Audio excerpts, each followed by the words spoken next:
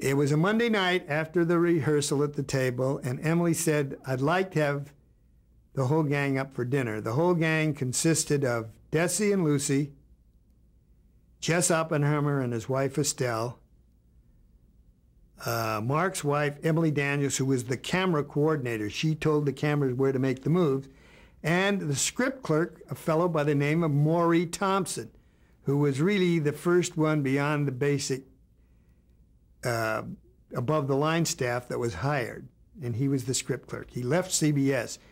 Same thing as a script supervisor. He was the script supervisor.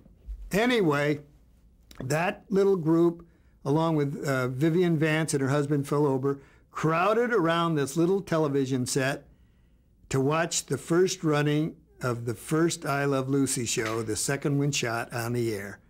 Well, guess what happened?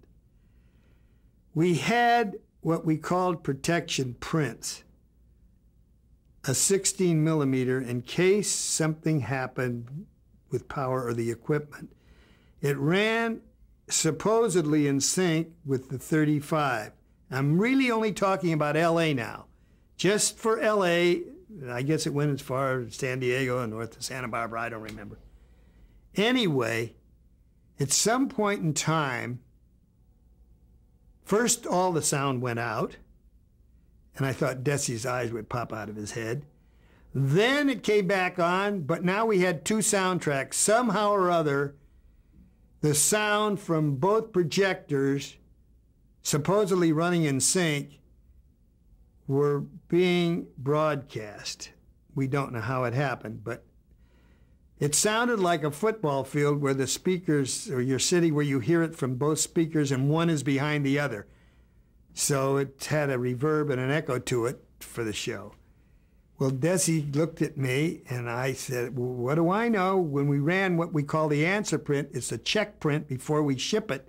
I ran it and it was perfect, but it wasn't on the air.